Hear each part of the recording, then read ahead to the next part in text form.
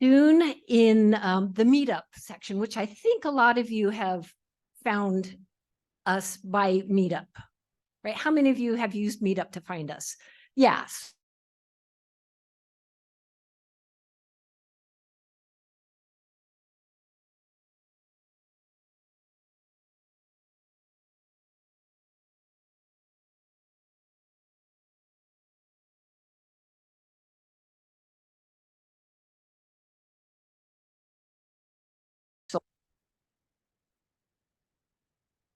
We also have an imaging SIG, which you'll learn about tonight, for our astronomers who go out and take pictures of deep sky objects.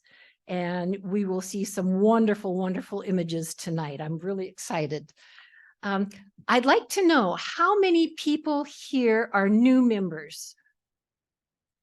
Wow, that is incredible. I was going to have you stand up and introduce yourself, but I think we have quite a few more.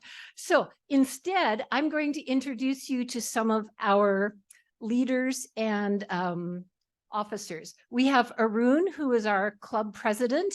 There's Arun. So if you're a new member, Arun is someone you can go up and talk to easily.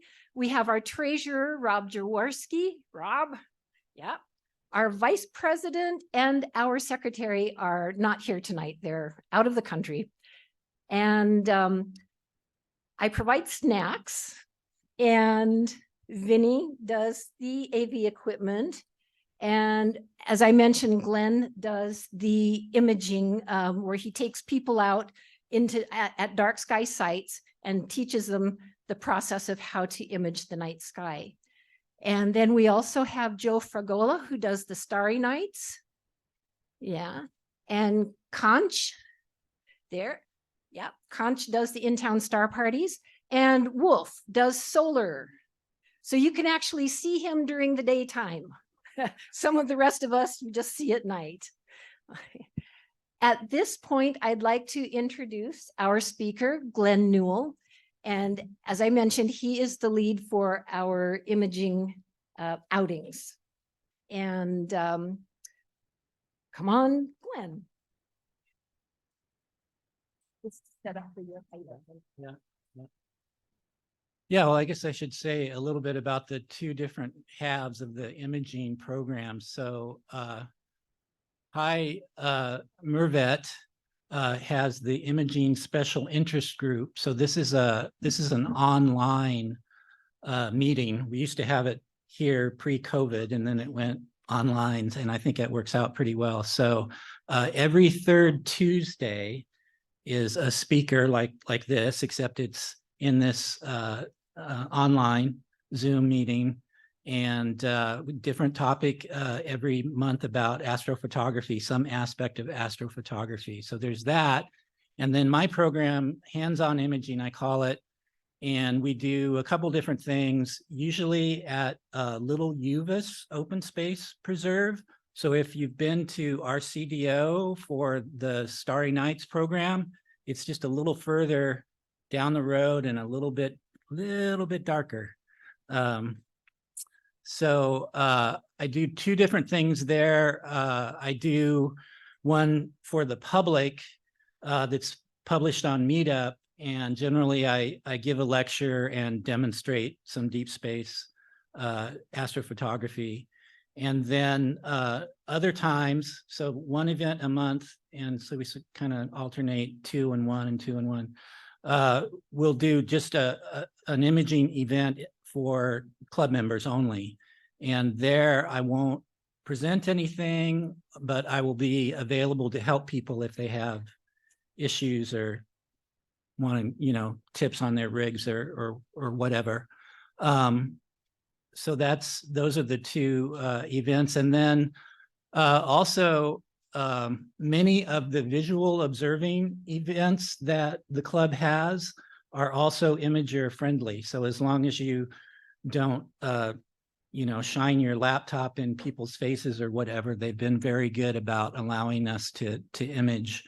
So at Mendoza Ranch, at RCDO as well. So those are kind of all the imaging programs that we have. So with that, I can probably, Peter, can you reach behind the curtain there and, okay, thank you.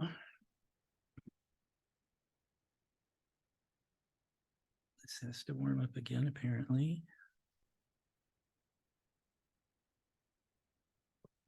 There we go. Okay, so talk a little bit about more what I'm going to talk about on the next slide, but basically, you know, we're going to go through things that you could do with a camera and a tripod. Then we're going to jump into what I call deep space. So things that you would do with a telescope, with color filters, and we'll talk about why color filters on a monochrome camera. And then we'll switch over to narrowband imaging and what that is and why. And then the sort of the last topic is a completely different approach that we use for planetary, basically solar system objects, including the sun and the moon, in addition to the planets, and that's lucky imaging. So those are the high targets I want to talk about. And just the pictures there on the top left, that's the Horsehead Nebula, and that's one that I did from where I'm living now in Union City. So it is possible from a red zone or even a white zone, I've seen it called both, to do some narrowband deep space astrophotography. Top right is a Whirlpool galaxy, also taken from Union City. And the bottom there is an attendee took this nice picture of me with the horses and me pointing up at Orion and having Orion on the slide there. And that's Little Uvis Open Space Preserve where I talked about having our programs. Okay, so this is just the same blurb that was on the meetup, so I won't read it, but I do want to talk about this image on the top left here is the Lagoon Nebula, and that's an image I took in 2014, and that's like the first successful image I took. And it was kind of weird. I happened to be here getting some help from the Fix-It session, and there was a reporter here, and they saw that and they put it in the local Cambrian and Robertsville and all those little papers at the time. So that was cool. But then to contrast, so then, 6 years later, that next picture down is the same object, but it's taken with narrowband filters, and it's taken remotely from a telescope in Chile. So you can kind of see the difference between starting the hobby and where you can get to. And then the bottom one is a solar image that I did recently from Union City, and we'll talk more about that later on. Okay. Let's see, I guess my notes don't all fit on the page here with this screen form factor. Oops. Well, I'll do it from memory. So astrophotography being both deep and wide topic, right? I can't cover it all. And for this particular talk, I'm going to be focused more on sort of the end result, right? Rather than, you need this type of telescope, this type of camera. So it'll be light on the technique and more kind of a survey of the different types of objects. And I will list all the telescopes used and all that, but it'll be light on the technology. Okay, so let's dive in. So some telescopes that, I've used, and I've been fortunate to, because of the club and running a program, I've had access to a lot of different telescopes. So, everything from 40 millimeters, or now the latest one is this little sea star here, which is not really serious astrophotography, but what we would call electronically assisted astronomy. So it sort of sits between visual and hardcore imaging. So everything from like 40 millimeters up to 140 millimeters, which is that one in the upper left, riding on top of my my 12-inch RC, refractor, which is, you know, telescopes with lenses, and then reflectors, everything from 90, the first scope I bought out of a catalog, you know, it was my 20th anniversary at work or something, and I had the suitcases and I had the camera. Oh, I guess I'll get a telescope, and that was the beginning of the whole thing, right? So you know, obviously it was, you know, one of these department store telescope type things, we'd call it, and, you know, it needed a lot of help, but it got me sucked in. So that was a 90 millimeter Mac Cas, and then other reflectors I've used up to a meter. You know, some of these remote telescopes in Chile or Australia or Spain that I've used over the internet. I've started out back in the 2014 timeframe. CCD cameras were out of my budget, so the only other way to do it was with DSLRs, and these were astro modified, and can probably talk about that a little bit. But nowadays you can buy an astro camera, dedicated CMOS astro camera that's cooled and everything, and that's what everybody does. So pretty much, so that's a thing that's changed. So all of those, and then I've used, you know, color and mono cameras, and we'll talk about that, and cooled, and why we use cooled cameras. Okay, so with all those telescopes, then there's different instrument packages that you could put on them. And these would have, you know, to create different focal ratios, which, you know, different field of view. They have different optical elements in them. They have, some of them have filters, different types of cameras, a way to guide against the stars to make your tracking of the sky more accurate. Designed for different imaging techniques, designed for different exposure lengths. So these are some of the different types of objects and the different instrument packages that you would use for them. So the deep space and the planetary, and even there's things like I have a hard time saying this, spectroscopy, which is the different types of lights, the spectrum. Don't talk about that much or at all really in this talk, but that's another citizen science thing you can do in this hobby. And then at the bottom right, there's a couple pictures of different instrument packages that I have at home that I use on these different telescopes for different purposes. Okay, I want to say a little bit about AstroBin. So astrobin.com is where a lot of people post their astro images.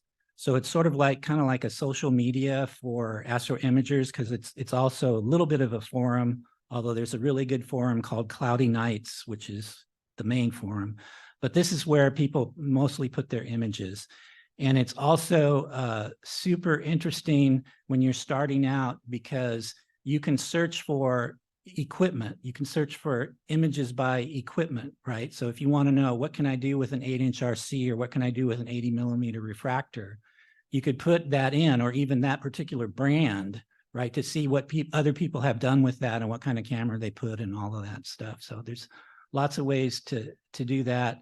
And it's a good way to get ideas for images images you want to take, objects.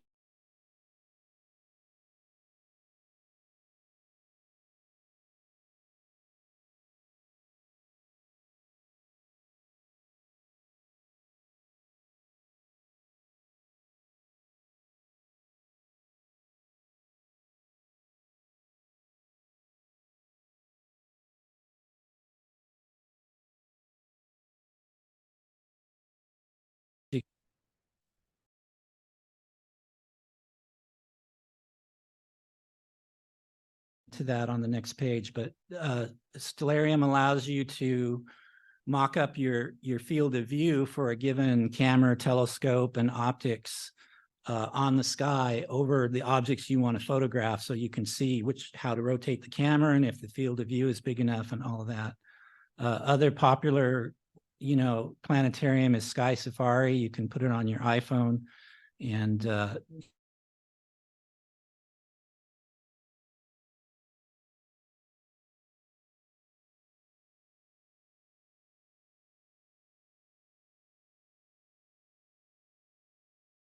the image capture software has some sort of framing wizard that can do something similar to Stellarium. And then there are dedicated planning applications. There's one called Sky Tools for Imaging. There's another one called CCD Guide. And they can produce these graphs like on the right, where you can see, well, what time of the year, if I want to do Thor's helmet, what months of the year is good for that, and within those months, when is the moon going to be too close to Thor's helmet to really, take a good picture? So that's what that top graph is on the right, is an example of that. And then the bottom one is, I need to remember I have my fancy thing here. The bottom one here is over the night. So tonight, where's the moon going to be? Where's my object going to be at what time? So you can kind of plan your night based on that. And then there's lots of websites that can do various parts of these. So you can look for that. And then back in the day, there were books and magazines, right? So the astronomy magazines have, what's up in the sky this month, and they have charts and stuff. And then we usually sell, I don't know, are we still selling our Royal Astronomy Society Club, maybe? Yeah, of Canada. Are we still selling those books? Yeah. Oh, okay. So you probably don't need to buy every year, but I would recommend buying one of their books as a reference guide. There's lots of good charts and lots of explanations of things in there. So that's a good resource to have. Okay, I talked about this in Stellarium. So, a planetarium is just a computer simulation of the night sky or the daytime sky, and where you are and all of that. And some of them, you can, what does it look like from Mars or Jupiter or something? But I usually just stay here on Earth myself. But, so for instance, in the top, I've got it set up to up here, a particular telescope, focal reducer and camera, and then it draws this box, which is the field of view resulting from that. And then I can, put it over an object and also see how I want to rotate the camera on the telescope to frame it. And if you're doing mosaics, which is where you're going to take, like, see, if we'll see later the Cygnus loop, which is all of these objects right here in one frame. You might have to take, depending on your telescope, you might have to take 4 or 5 images and composite them together. So that's called a mosaic. So again, you could do your planning there. And then the bottom, what I like to do, one of the cool things with Stellarium is you can put a photograph of your landscape or where you are in there, so you can see when things are behind trees, when they're behind buildings, when they're going to be where they're easy to photograph. So if you look at that picture, that's actually right outside this building, standing on this first sidewalk here, looking towards the preschool, right? And that's what you would see right now. If you went out there, you would see this view that I have that picture of. So that's what a planetarium can do for you, is tell you what's going on in the sky. Okay. And I promise you, we're going to get to the pictures right about now. So what can you do with just a camera and a tripod? Well, there could be a whole lecture series on what's called nightscapes. And if you're interested in, landscape photography and you want to do some of it at night, then I would strongly recommend you look at a site called PhotoPills. A lot of free, really good information on doing nightscapes, and also an app that also tells you, if I want to see the moon coming up behind Lick Observatory and at a certain, time, where do I need to stand and all of that, PhotoPills will do that for you.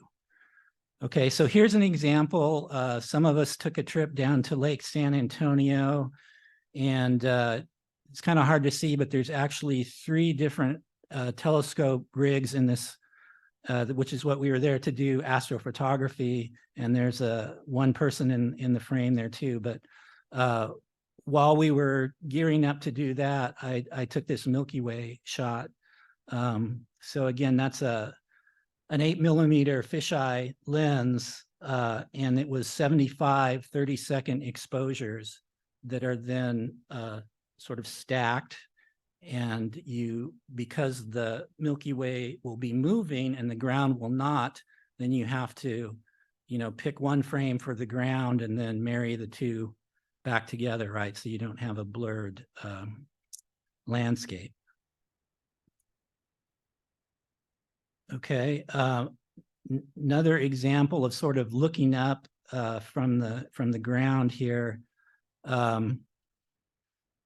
This is my all sky camera.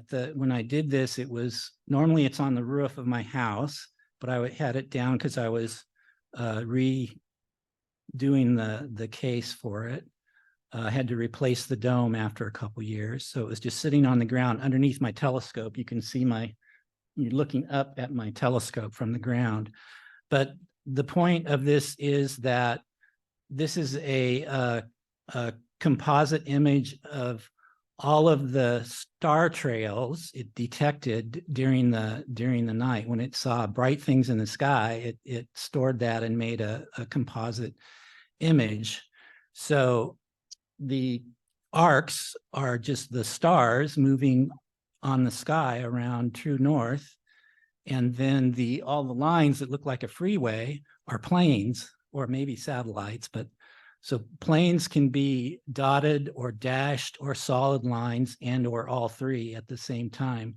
But you can see that I'm actually in the flight path for Oakland. But what's amazing to me is I hardly ever have a problem with this. So I'm taking long exposures all night long. Usually I take 10-minute exposures. And yeah, every once in a while I have to throw one out because it's got this big, plane across it, but it's not really a huge problem. So that's unfortunate, I guess. But I just kind of threw this in here because it's a cool picture. You can see the high clouds and you can see the arcs of the stars, and you can see the planes. Yep. So, and then if you were to automate or, do an all-night movie of that. So now we're talking about a time lapse. So this is, you can see the bright objects moving are probably planets. I'm betting that's Jupiter down there by the palm tree.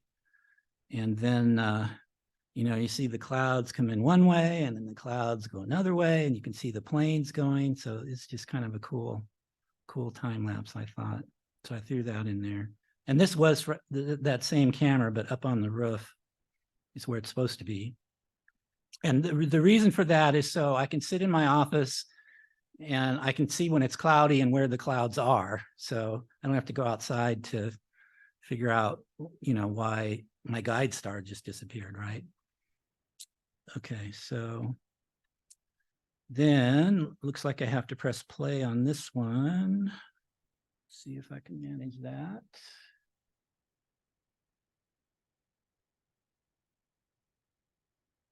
So this would be an example of a nightscape time lapse, and this is pretty primitive. I did this from Pinnacles on a club trip down there, and this is just a Canon T3i on a on a tripod, and I just let it run doing 15-minute exposures, 432 of them, to make that sequence that you saw right there.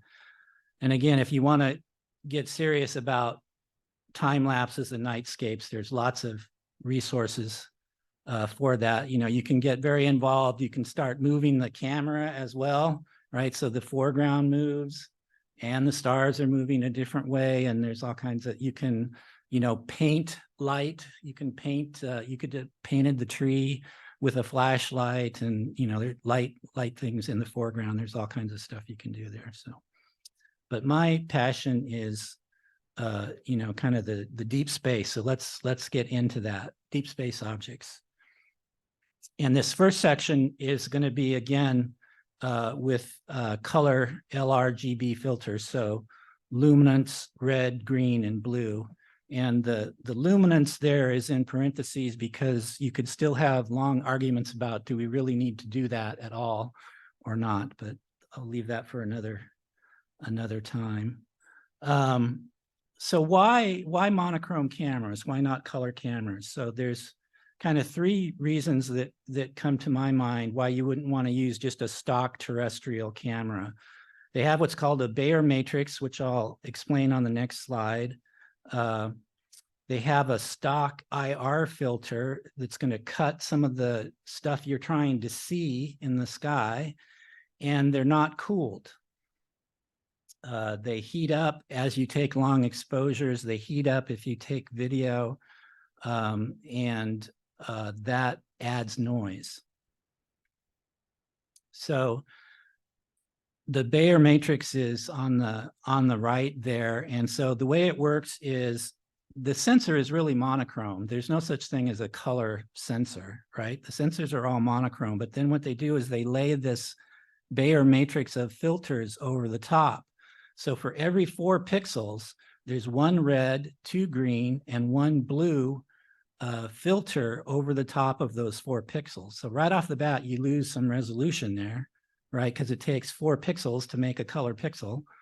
And the other thing we'll talk about more when we get to narrowband is some of the stuff you want to see and separate into different signals so you can see different structures of things are both in the red band. So you can't separate them out if you've got this Bayer matrix in the way. The other thing I talked about was this stock IR filter. So if we look at this yellow line here, I don't know if I can press the right button. Right, so this is a typical IR response on the spectrum for a terrestrial camera, right? So they want to block out infrared light, and just because they're focused on what humans see during the day, and they want to duplicate that, so they don't want that IR stuff in there, so they block it out. The problem is the most interesting thing in the sky that you want to look at, deep space objects, is this H alpha here, this line right here. And so it's cut off, right, by this filter. So back in the day, again, DSLRs, we were astromodifying DSLRs. So we were removing that stock filter and either replacing it with a lesser filter or replacing it with just a clear glass of the same thickness, or just not replacing it at all. And it depends on, can it still autofocus? Can it still clean the sensor, and all those things based on exactly what modification you did. But that's the type of thing we did. So then I mentioned the noise. So this is just a plot of dark current, which is essentially noise over temperature. And you can see that there's a log scale on the left.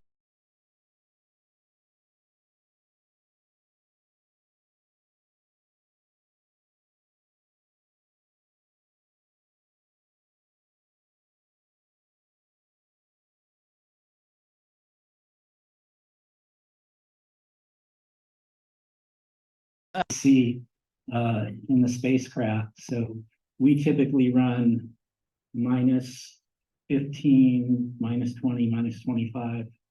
And that gets rid of a lot of noise. I did this weird thing.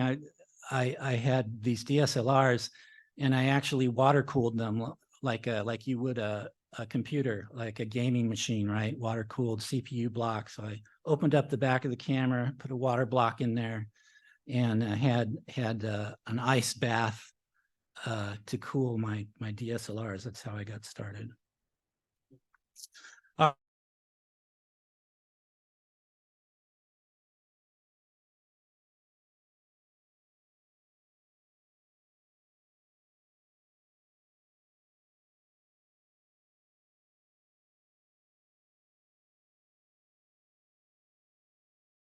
Pretty big, and they're colorful, right? So this is awesome. So these are made up of some of the oldest stars in our galaxy, and it's not really fully understood. You know, these things seem to predate galaxies, yet they're associated with galaxies, and they tend to orbit like through the galaxy plane back and forth. But it's called the galactic halo is where you normally see them. And so, like I said, it's not totally understood, but we think these are some of the oldest stars that you can see. And I always wonder, you know, if we were on a planet around one of those stars, what would the sky look like, right? You just see zillions of bright stars packed in there. And so this was taken remotely from Chile. And so we'll see this telescope over and over again here. This is a company called Telescope Live, and you can rent time on this telescope. And it's a plane-wave CDK-24, so it's a 66 centimeter. So, you know, it's a big telescope. So I did that, and it's I'm just trying to see if I have looks like it was just because these globs are so bright, this was just 2 10-minute exposure for each filter. So it would have been 8 times 10 minutes altogether. So it was 80 minutes of total exposure time to make that image. Okay, so you remember we just saw a globular cluster. Well, now we're looking at one down here. There's a lot of stuff going on in this image, and that's why it's NGC 6723 and friends. So there's a globular cluster right there. There's a reflection nebula, this blue stuff. There's dark nebula, which is the brown here. And then right in the center here is some emission nebulas. So you've really got a lot of stuff going on in this picture. And this was taken again, Telescope Live, Chile, but a different telescope. And this was a 500 or 500 millimeter, 50 centimeter Newtonian telescope, robotically controlled. So that's a pretty wide field. That's 1.4 degrees on the sky. Okay. Going back to that CH1 telescope that we did that globular with, here's Sombrero Galaxy. And this is a kind of an unusual galaxy, so they don't really have a classification for it, but it's 0.33 degrees across. So if you hold out your little finger at arm's length and look through it to the sky, that's about 1 to 1.5 degrees. So you can think of a little fraction of that that's 0.33, a third of that, right? And this is a southern hemisphere object. So again, that's one of the advantages of renting telescopes in the southern hemisphere is you get to see objects that you can't see from the northern hemisphere. So that's kind of cool. Okay, coming back home to Union City, here's the Whirlpool Galaxy taken from my backyard, and that's my 12-inch, and I can't pronounce this properly, but Richie Chrétien, it's a French name, refers to the type of telescope. The mirrors are hyperbolic, so the light actually travels through that telescope 3 times, right? So it comes, I guess it can do this. So it comes in the front, and there's a big mirror at the back, hyperbolic, and it bounces back up to another hyperbolic mirror called the secondary here, and then it goes down through the middle and down to the camera. So the focal length is actually 3 times the physical length of that. And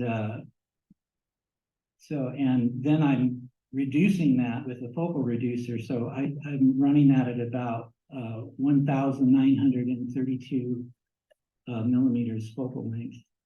But anyway, so again, this is a monochrome camera with RGB filters to create this color image. So this is a real popular object, and somehow I had ignored it for years, and I finally got around to doing it. I think this was, I read the 2021. Apparently, I got around to doing that. And it's really a pretty bright object. And it's cool that it's it's an interacting galaxy, right? So there's actually sort of 2 galaxies there, NGC 5194 and NGC 5195, the little one on the right. So that's an interesting object.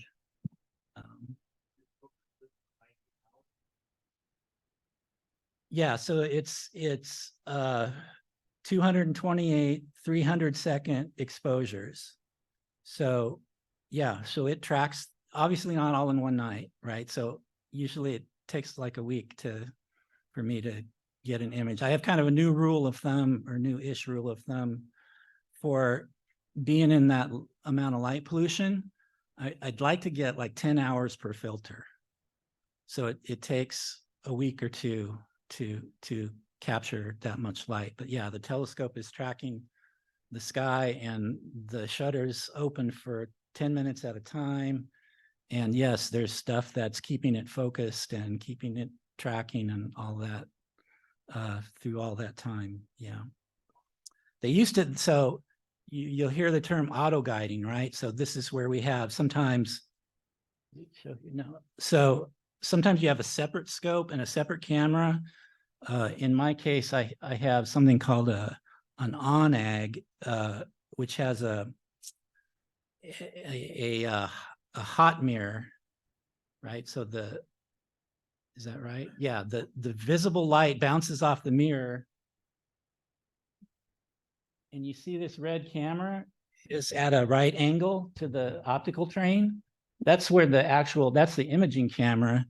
And then the infrared light goes through the mirror there's another camera there on the back. And that camera is just looking at a few stars and just making sure that we stay centered on those stars. And that's called auto guiding. And there's software that helps you with that. That used to be the astronomer with a joystick looking in a scope, a separate scope again, and driving the scope for as long as it took to expose that glass plate, right? So that was manual guiding. That's how they did it back in the day. Okay, here's another galaxy. So Andromeda, this is Andromeda. It's really big on the sky, so you need kind of a short focal length refractor. And so that's what that is down on the lower left there. This was remotely done from Spain. And if you've got a lot of money, a Takahashi FSQ 106 is an awesome telescope for wide field. You can't beat it. And again, that's another reason for using scopes remotely, is you get access to all kinds of gear that maybe you couldn't afford and at world-class locations, right? So that's the wide angle view of Andromeda. The bad news about Andromeda is it's going to collide with our galaxy. It's going to be about 25 billion years. So that's sort of the good news. And the other good news is they say that, you know, stars are so far apart that you might not even notice, right? Other than the sky would look different, but it'd be very rare that you would get perturbed. But then I see all these pictures of these interacting galaxies and everything swirling around. So I don't know. Yeah. So, but we got 25 billion years to worry about that. So there's actually another galaxy right here. This is M110 from memory right there. So M31, M110. Yep. Okay. And going back to the southern hemisphere, Centaurus A. This I used 2 different telescopes for. I guess I was in a hurry. I was probably doing them in parallel. One was getting the luminance data and one was getting the color data, and then I put it back together. And this was another remote telescope company called itelescope.net. So there's several to choose from these days. So you can do research on that. And a little bit more information on that. So the little image in the upper right there is a NASA image, and it's composited with both X-ray data and radio data. So that's that same galaxy has these jets that you, oops, sorry, that you can't see in optical, but they're there when you look at them with these other types of wavelengths. And again, there's more data on where I took these and all of that. Just in time for Halloween, the Ghost Nebula from Scotts Valley. Now, one of the things that amazes me about astrophotography is you can find almost anything in the sky, right? A little later, we'll see the, God's Eye Nebula, and, there's the Statue of Liberty Nebula and all these things that look so awesome, right? So, there's a lot of really cool things going on in this, there's these little ghosties here and there, and then there's this big kind of scary looking thing up here.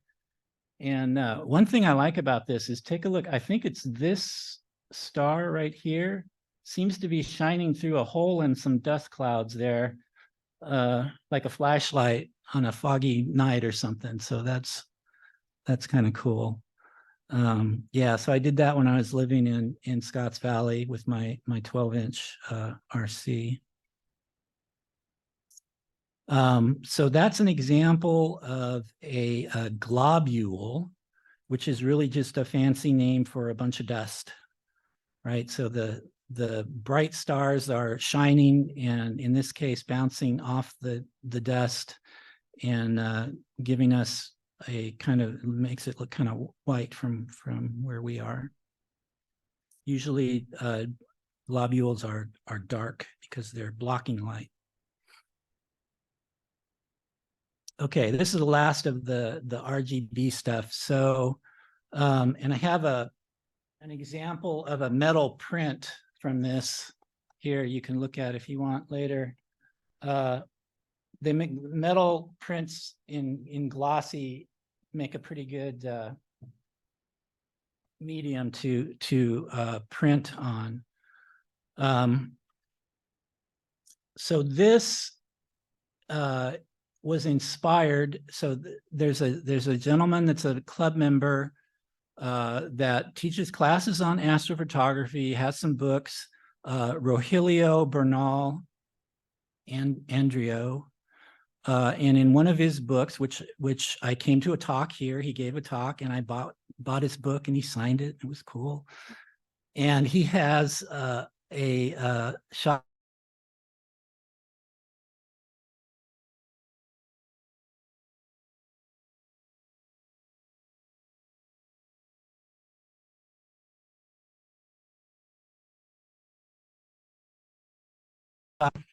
and this is actually it's a mosaic, 3 frames, right? So if you think of,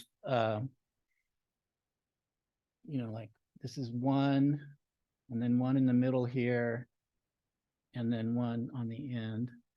And there's a lot of stuff going on in this, right? So this is M43, the great nebula in Orion, or M42, sorry, M43, the Running Man, and then the Horsehead Nebula, and this little whitish thing here, you'll see better in a minute, is NGC 2023. It's actually one of my favorite objects, but it's really hard to photograph.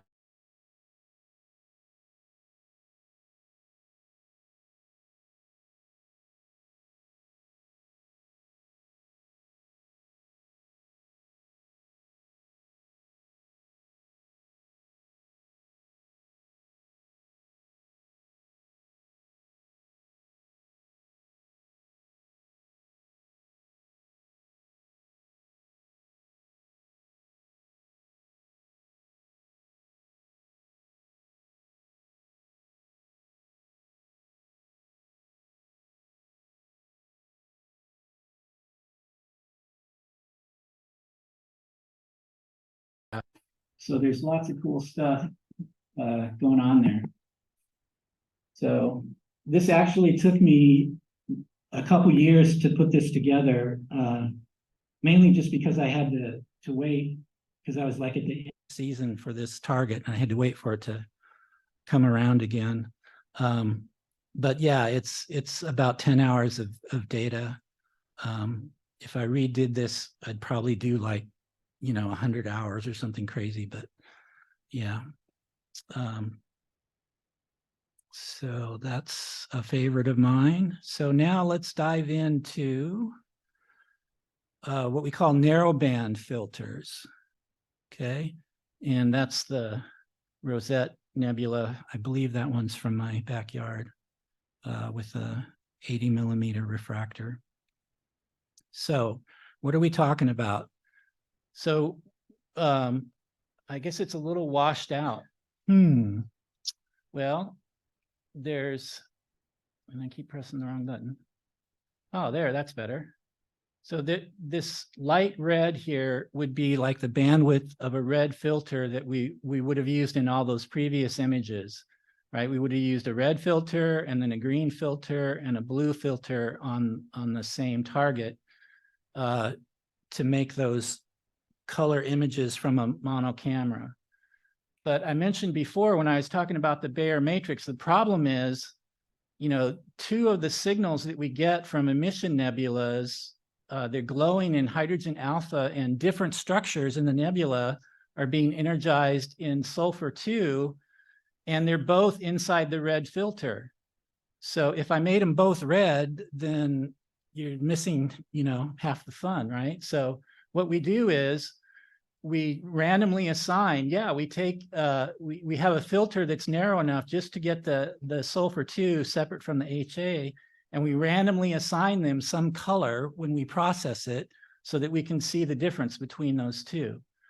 And then the other challenge is oxygen 3 is the other most popular filter for astrophotographers, amateurs. And you see here, it's right between green and blue. So it comes out sort of cyan if you don't do something different with it. So again, we have narrowband filters for oxygen 3, HA, and S2, and then we assign them so it could be called false color, right? And the reason that we do that again is so that you can see the different structures, see the in the nebula in different colors. Okay, so here's an example. So this is the Crab Nebula. So this is a supernova remnant, I believe, that was actually documented by Chinese astronomers. Oh, it's there on the slide. Documented by Chinese astronomers in 1054. And I don't know why this thing keeps doing that. So star blew up. This is what's left. And so I put the Hubble image, so their false color image of what that looks like. And then there's my version from Scotts Valley, probably. And then you can see if I had done it in RGB, it's not nearly as interesting, right? So again, that's why we do the false color. So having said that, here we go with narrowband imaging. So this is just, we saw M42, the Great Nebula in Orion, a little bit ago in that mosaic. So here it is just by itself. This is a popular target for astrophotographers starting out because it's big and it's bright. In fact, it's a little too bright, and we'll talk about that in a second. This particular image, I was actually just kind of goofing around. The club was donated the white scope you see there in the lower left riding on top of my 12-inch RC. So that's a Vixen 140 millimeter diameter Petzeval, if I'm pronouncing that right. So it's a 4-element lens refractor. So that's, refractors don't get much bigger than that. You know, there's 152s, but that's about it. So that's a pretty big refractor. So so this was just kind of a test image because it was set up for visual, and to take all the stuff off the back and remake 3D print adapters to hold the focuser that's electronic, that has all my camera stuff on it. But then it turns out that the focuser also held the 4th lens element. So I had to make this pretty complicated piece, 3D print that threads in the scope, the lens element threads in that, and then the focuser threads on that. So anyway, it's a pretty awesome scope. So there's that. Okay, and then we talked about the Horsehead Nebula. So here's a close-up of that with my 12-inch RC. And again, this little nebula here, this NGC 2023, it's got some cool colors and some cool features. And I've rarely seen any larger than that, but I keep wanting to go back and get a better image of that. That's one of my favorite images. But this was 28 hours, again, from light polluted Union City. So that's not surprising that it took that long. But okay, here's something a little different. So this image, one of the techniques for processing these images, and especially these days, that you can do this a lot easier than you could before, was to remove the stars. So, and then process the starless image just optimized for all the nebula stuff, nebulosity. And then if you want the stars, you can, process them separately, not stretch them so much is what we're talking about, and then put them back together. In this particular case, I liked it without the stars. So this is a starless image of the Tadpoles Nebula. So you can see kind of why it's called the Tadpoles Nebula in the upper right there, right? So they think those are probably star-forming regions, but they're just bunches of dust. And again, the stars forming there are making them glow, essentially.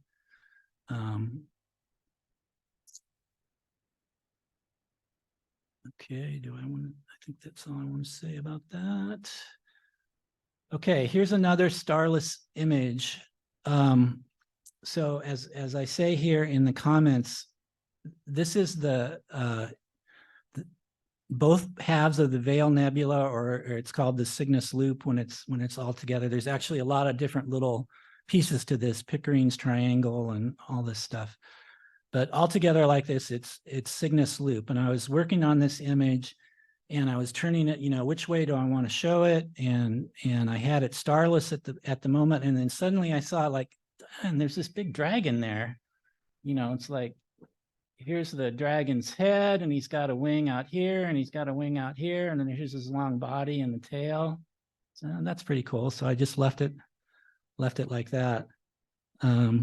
So I had to, when I put on Astrobin, I had to say, this is a little on the art side, not so much on the science, just so I didn't get ragged on. But yeah.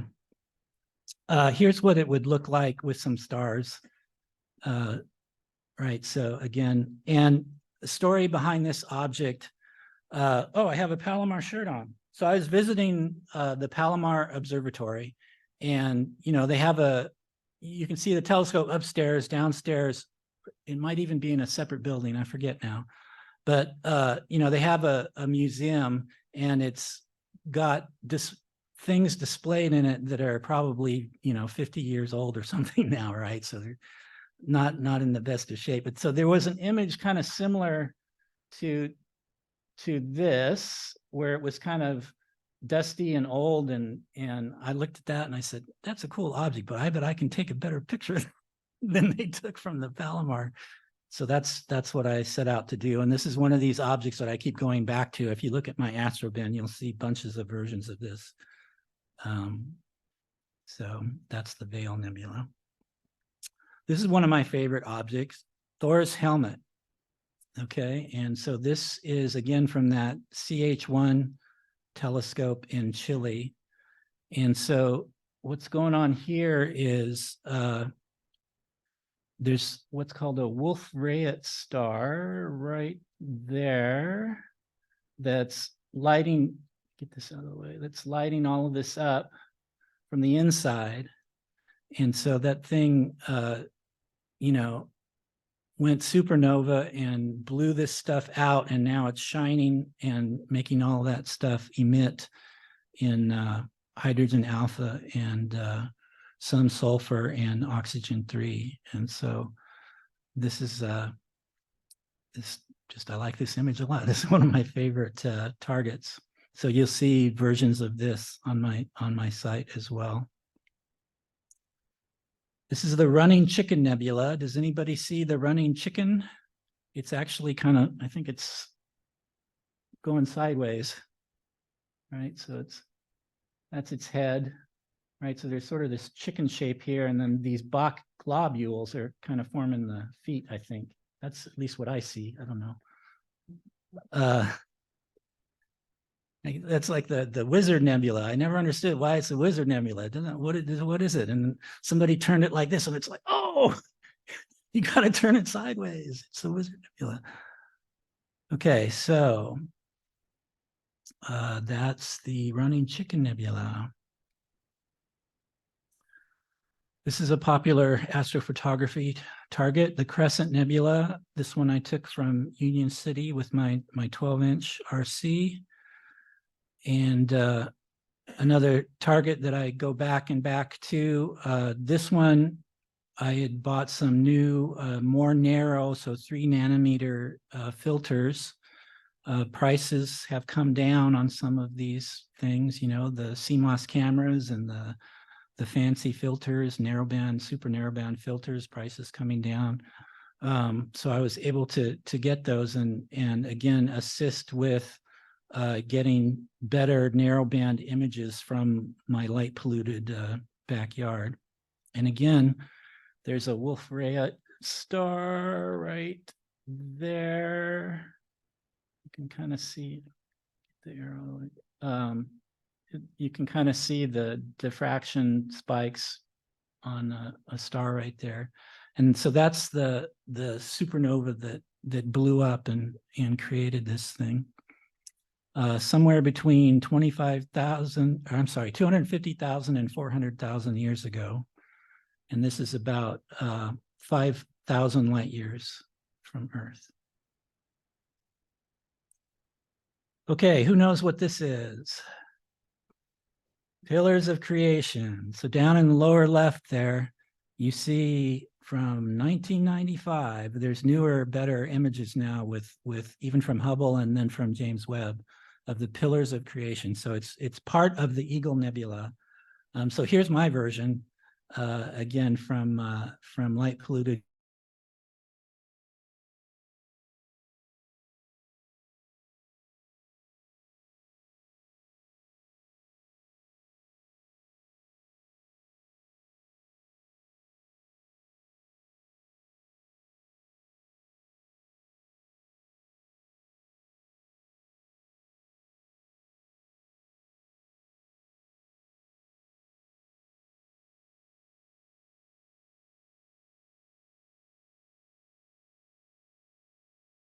There's star-forming regions there that are light. This whole thing from the inside. This is a bright emission nebula in the Sagittarius arm of the galaxy.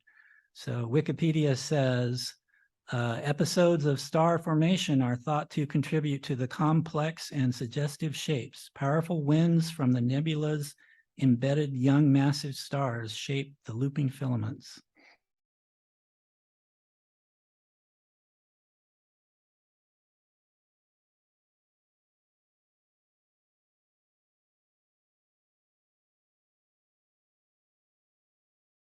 Everything's so diffuse, right? It's only because you see it from a distance that you can get all this structure and see the emission from it.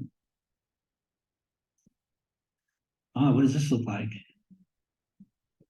Yeah, this is the Helix Nebula, and you know, sort of the slang name or whatever, the common name, God's Eye Nebula. And I mean, that's an eye, right? I mean, so this is an example of a planetary nebula. Well, so you say, what is a planetary nebula? What has it got to do with planets?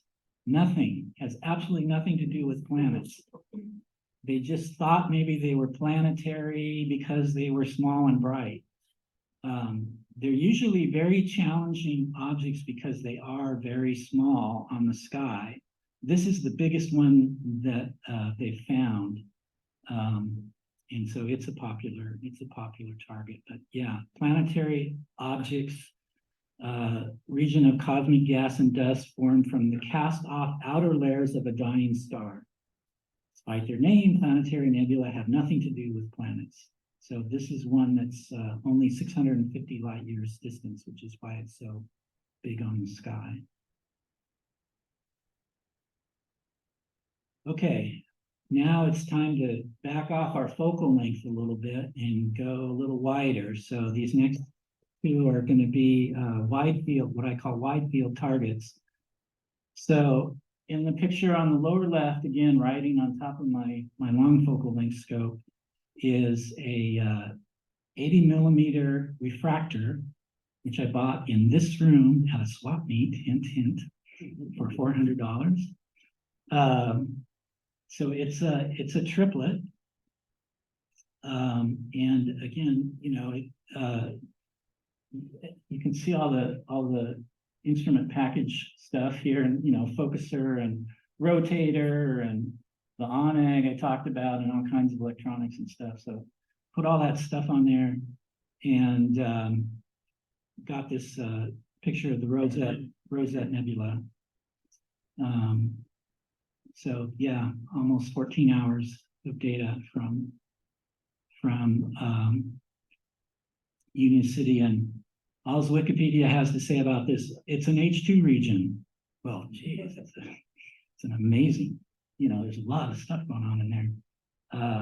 And so it's an open star cluster. So we talked about globulars being, you know, the very tight star cluster we started with. So an open star cluster is just a looser collection of stars, and they might not even be associated with one another, right? They might be really far away from each other, and they just look like they're close together because we're looking at it end on. But anyway, they say this is a open cluster NGC 2244, closely associated with the nebulosity. So they're not really telling us exactly what's going on there. The stars of the cluster having been formed from the nebula's matter. So that's saying it's a star forming region, essentially. So here's, I named this a mighty roar in the sky. So do you see the lion there? Yeah, let's see, press the wrong button.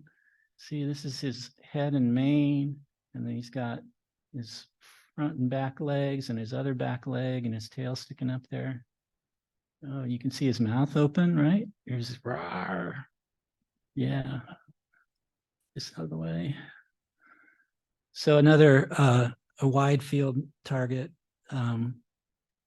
with that short focal length refractor. Okay. So now we're going to completely change the method and the topics here, and we're going to go look at some solar system objects. And so instead of long exposure, we're going to do the exact opposite now. We're going to do what's called lucky imaging. And instead of taking long exposures, we're going to take the absolute minimum exposure that we can. These objects are very bright, like the sun. This is the sun we're looking at. That's obviously very bright. Well, let's go ahead and jump to the next. If you look at the moon through a telescope, you'll see it coming in and out of focus, and it's going like this, right? And that's because of the turbulence in the upper atmosphere, right? And in the case of the sun, when you're imaging the sun, you get the same effect, but it's actually from heat coming off of the ground. Like when you look at a hot road in the distance, you see those heat waves coming up. So in the case of solar imaging, you need to be concerned about the turbulence on the ground. And for everything else, it's way high up in the atmosphere. But, you couldn't get a whole image like this to be in focus at the same time because of this roiling atmosphere. So what you do is you take as short a video frame as possible, and then there's software that goes through all those frames and all the different areas of what you're taking a picture of and figure out when it's in focus.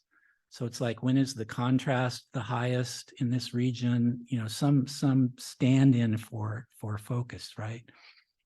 And then it goes and stitches that all together to create an image. And that's why we call it lucky imaging, right? So again, super short exposures, high F ratios. I remember being impressed viewing the Nickel telescope at Lick. And she was describing, well, there are these different instrument packages. There's the Cassegrain package that goes there, and then there's another one that goes up where the secondary is. And then, oh yeah, and if we want to shoot planets at F39, down the hallway in the basement is where we put the camera, right? So it goes down the hallway in the basement to make a focal length that long for F39 for planets. So anyway, again, different instrument packages. So the moon. I did this recently, and this particular one happens to be 2 images put together, a mosaic, because the moon won't fit in my field of view for the RC. In fact, it's still chopped off there on the left a little bit. But I did this while I was actually, waiting for my target to rise that I was serious about taking. So anyway, I did this moon thing. So 2 frames. So each one was 1,000 frames of video, and then you process it all and put it back together. Okay, so here is a full disk image of the sun, again from Union City. And this is from a Coronado PST, which stands for Personal Solar Telescope, which is a visual scope. And you have to work kind of hard at it to get it to be an imaging scope, but I've done a lot of stuff to it to get images like this. So, and you can see there's, and Wolf is here to keep me honest on, there's like a glossary, 2-page glossary of all the names of all of the different stuff going on the sun, right? You've got sunspots and specules and filaments and prominences and all that stuff. So around the outside, we have prominences, and the dark stuff is, the dark dots are sunspots. And then you can see the texture of the surface of the sun there. So that's full disk in one image. And then here, that same 80 millimeter telescope that I was using for deep space with a bunch of different stuff on it, which I'll show you in a minute, adapting it for solar. So then I get a close-up view. And so here we have an example of some sunspots there on the bottom, and then this prominence, which looks like a big fist, right, coming up. That was a pretty cool one. And then I call this the solar swoop. And you can see that it's starting sort of in the foreground on the surface there and swooping up. So I was pretty happy with that. And again, that's with that 80 millimeter scope modified for H alpha. So this is what it looks like. So there's all kinds of stuff going on here. So there's 3D printed filter holder for what we call an energy rejection filter, just to knock down the amount of energy going in there. And so I just have a yellow filter, used yellow filter.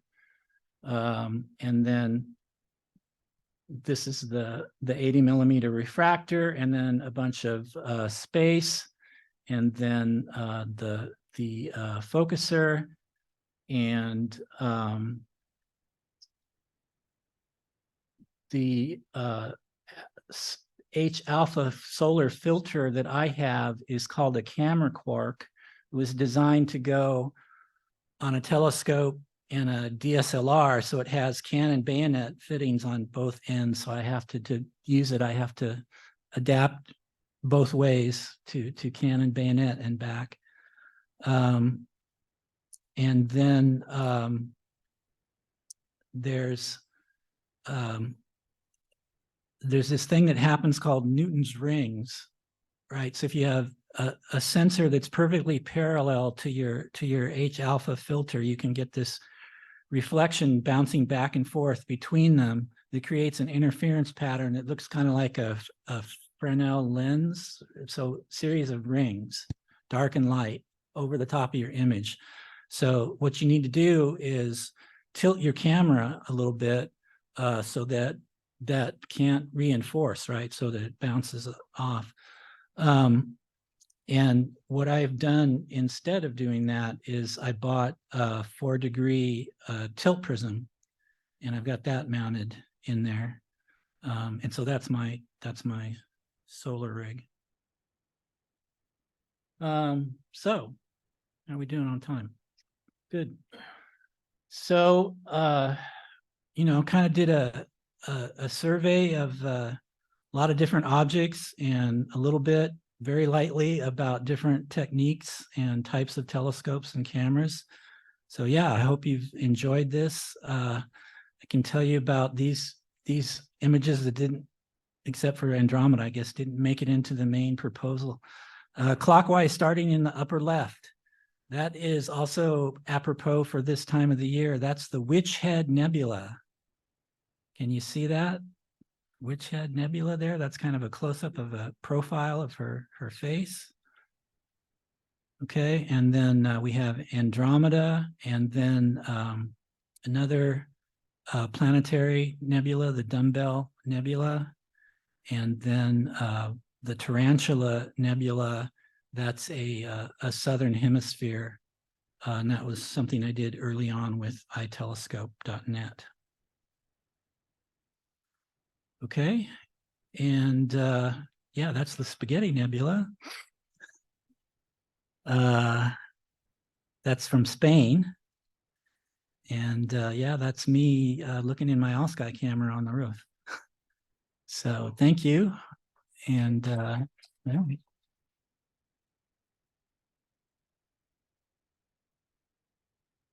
I'll take questions if anybody has any questions. Sure, yeah, we could do lights. Yeah.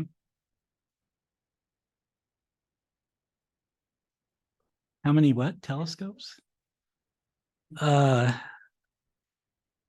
Yeah. Next question. Yeah. There's a few telescopes and mounts, and yeah, I'm overloaded, but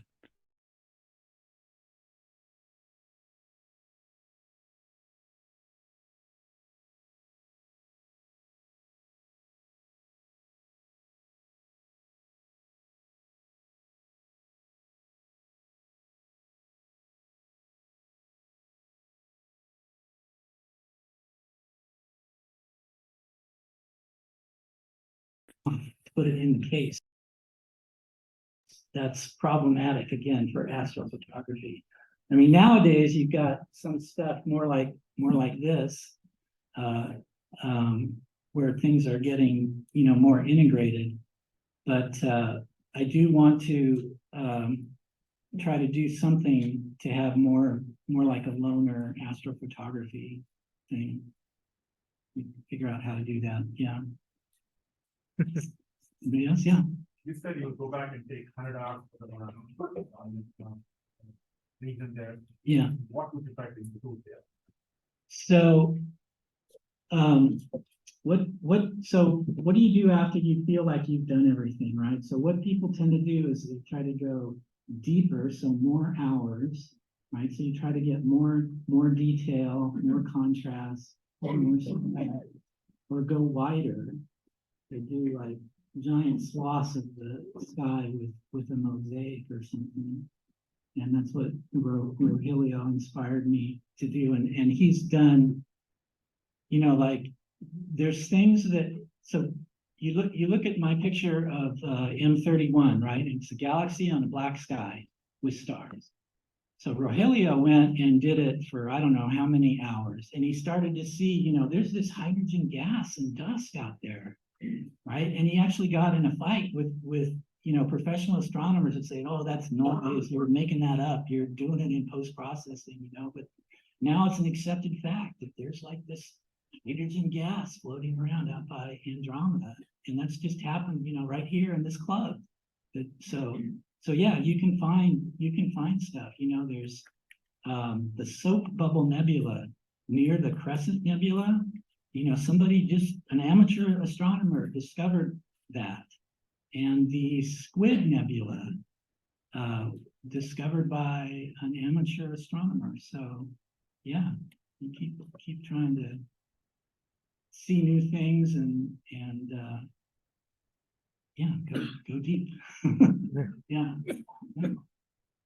Question. So all of these objects in space, nebula and stars and clusters, when you look through those cameras, whether it's the Chilean one or your not cameras, the telescopes, do you see those, or is it only the actual ones that go through those filters and you've got the image? Is it the filters that allow you to see them? And if you look through the telescope, what do you see? So I don't do a lot of visual observing, but what we're doing, you mentioned one of them, right? We have these narrowband filters so that we can assign the different emissions of emission nebulas to different colors so you can see the different structures. But we're also doing, we're taking these long exposures and then we're what's called stacking, right? So we're getting 10 hours or 100 hours or something exposure. Your eye cannot gather that amount of light in real time. So you're able to see more, and I don't know, maybe I'm an astrophotography snob, but, up at Lick, and the biggest telescope I've ever looked through was 36 inches, the great refractor at Lick. And I'm like, yeah, it's a galaxy. I can do better than that at home. And it's because I get 10 hours of the galaxy versus, looking at it with your eye in real time. Now that's a great view, right? From that telescope, but it's a great visual view, but you can do more with a camera. Well, again, this is sort of the new thing, right? So this is a $500 box. You throw it out on the lawn and you operate it with your smartphone and say, I want to see the Helix Nebula, and it'll go and it'll find it and it'll start taking 10-second exposures and stacking them up over 5 or 10 minutes, and you'll actually start to see some pretty good, better. Where's Joe? It's better than visual, yeah? Yeah. Better than what you see through a visual scope.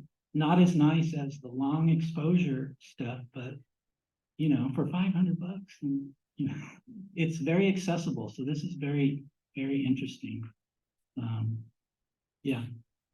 How would you recommend, these things for like somebody getting into us? Yeah, so I think it's very powerful for two things. One is an outreach tool. I've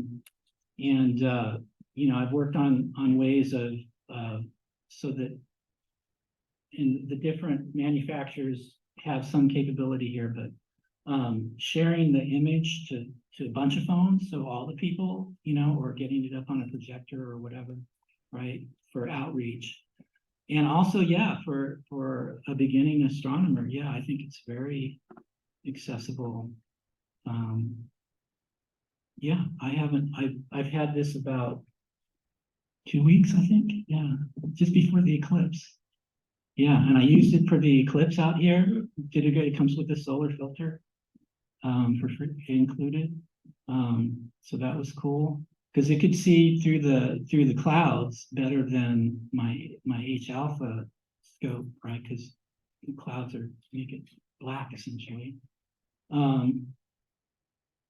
Yeah, so I think it's going to be kind of a game changer for the hobby for a lot of people. What is that? Oh, sorry. This is a ZWO C-Star. It's a brand new product. People, you know, pre-ordered them for $400 back in the April-May timeframe, and they're just starting to arrive now. To buy them now, it's the regular prices, but I think, well, $499.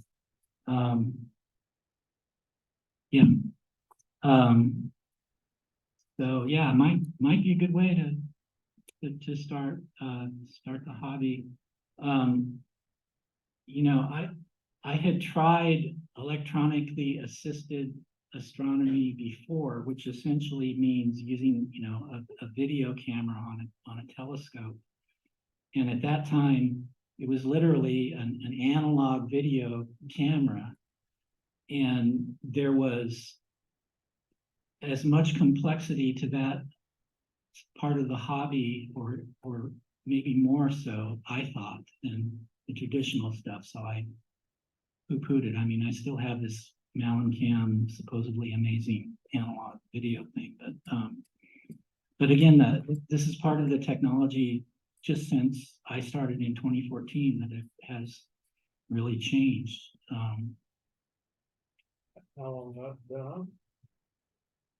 So they're just shipping now. So there are other products in this space. Probably I can think of 3 other manufacturers, and they might each have a couple different models. But other than, there's something called the Dwarf 2, which I think is close to this price. Yeah, but the other ones are quite a bit more expensive. So, I mean, the ZWO, you know, if you look at their product lines, you know, first they had cameras, and then they had the ASI Air, which is a little Raspberry Pi computer, which brings all the software that you need. You know, in my other talks, I talk about, you know, you need 6 different pieces of software, and they all have to talk at the same time to the hardware and get along with each other, and you have to keep them all updated and all of that. So ASI Air is more like an appliance, right? So it's got all that stuff in it, and you operate it with your cell phone. And then they made a focuser, and then they made a mount. Well, now they've got all the pieces they need. Oh, and filter wheels. They've made filter wheels all along. So now, you know, this is an alt-as mount. It's got a focusing mechanism. It's got not a filter wheel, but a filter slider. And it's got a computer that controls everything with your cell phone. And yeah, and filters, and you know,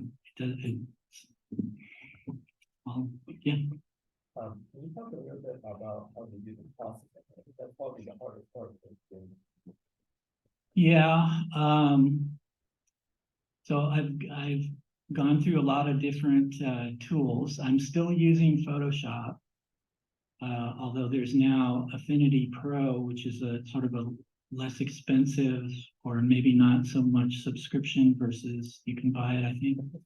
One time, where's Rob? He's going to be throwing stuff at me. Here he is. Rob works at Adobe. So I still use Photoshop for the back end, and that's where it gets sort of more artsy, and I have a lot of plugins and some actions that I've written.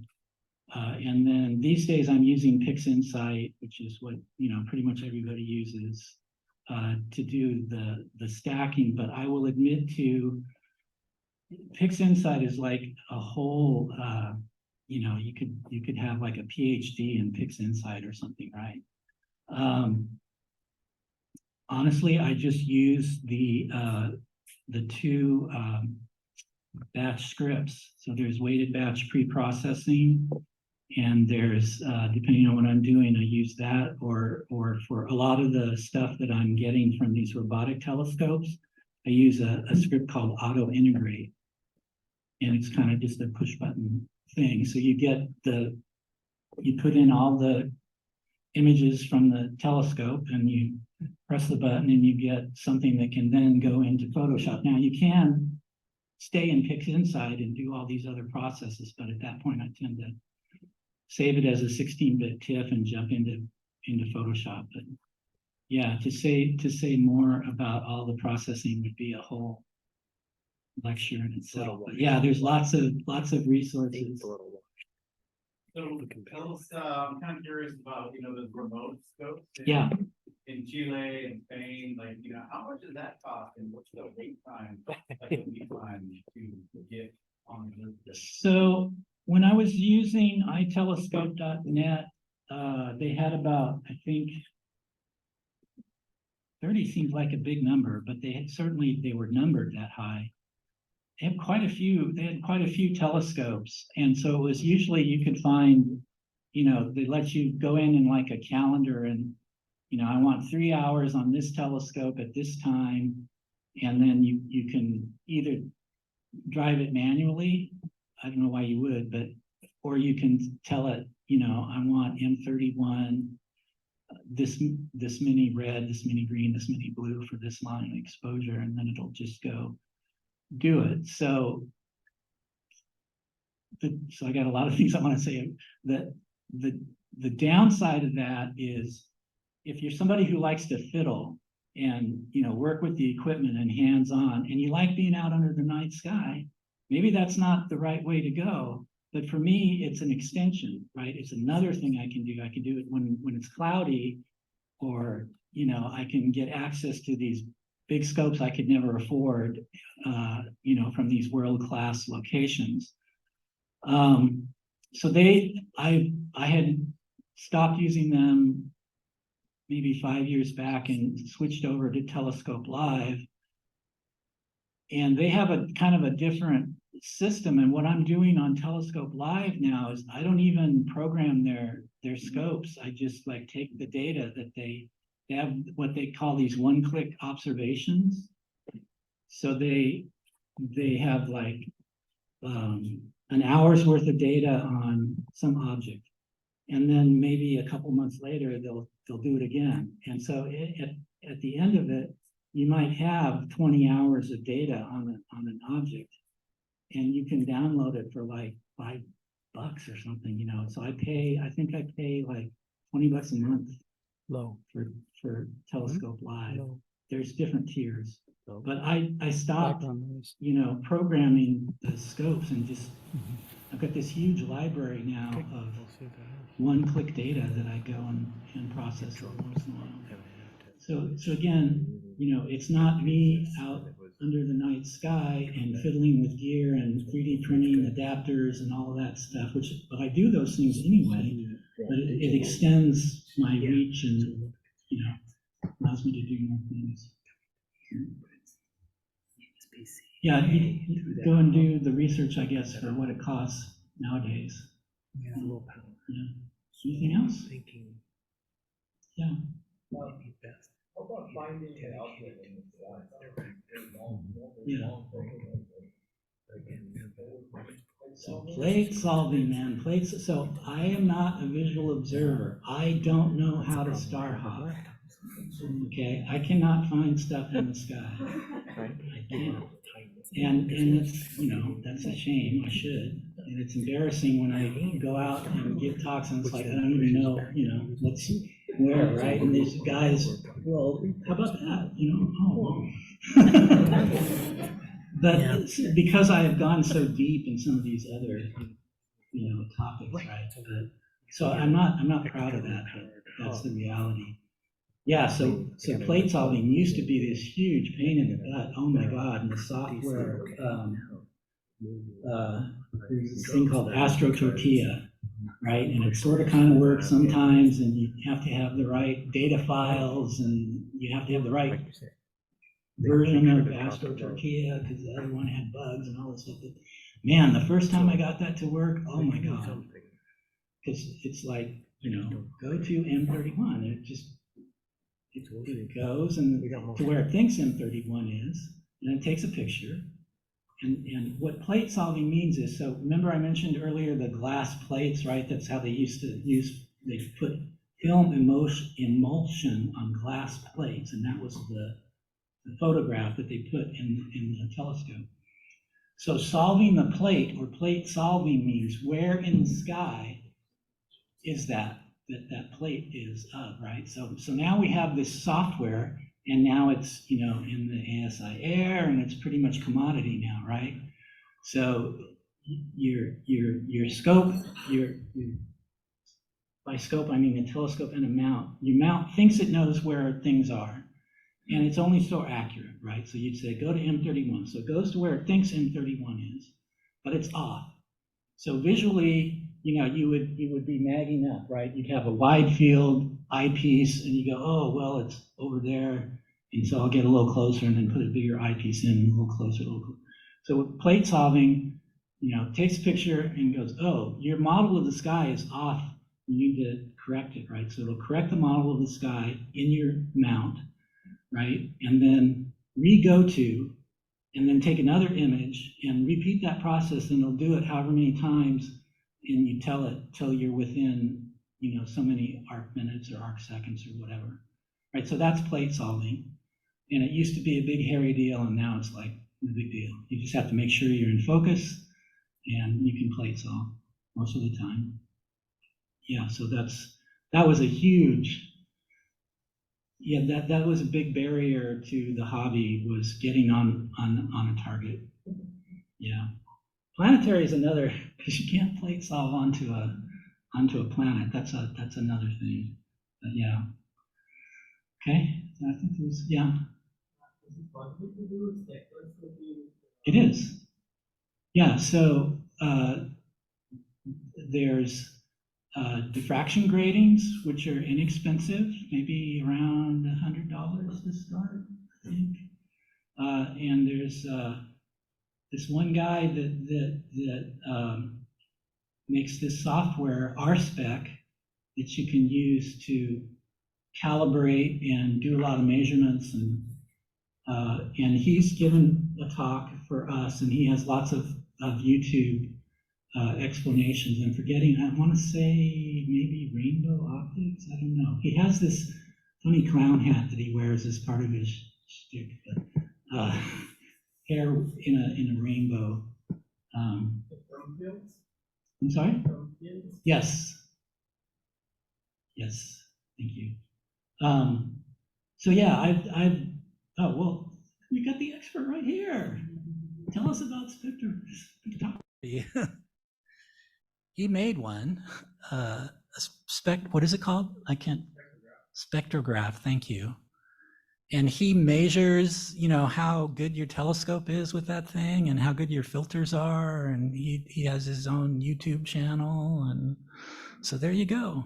If you want to know about, yeah, subscribe, hit like, so you get the bell. Yeah, hit the bell. Yeah. Yeah, no, there's lots of citizen science stuff that you can do. There's lots of little corners to this hobby. You can hunt for exoplanets. No lie. There were kids, high school kids in this club that found exoplanets and helped develop the software pipeline at NASA for finding exoplanets out of this club. Started in their backyards. Yeah, so finding exoplanets. I have a whole slide on all the different citizen science stuff. Finding comets, finding asteroids, tracking near-Earth objects. what's the thing for the study of brightness?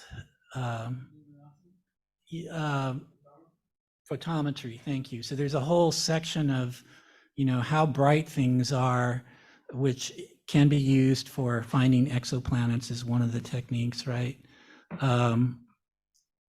So yeah, there's lots of science-y things you can do besides just straight out making kind of pretty pictures. Yeah.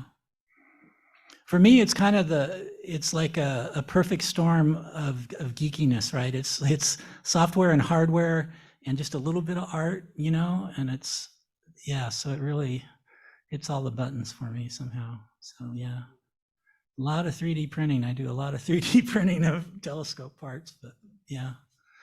Okay. Okay, great. She's got the hook.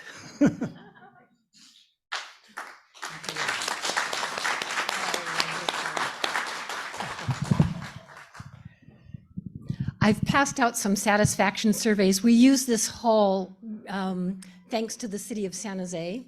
And so to be good tenants, we like to comply with their satisfaction requirements. And some of you in the front didn't get them. I have to go to Kinko's and make some more.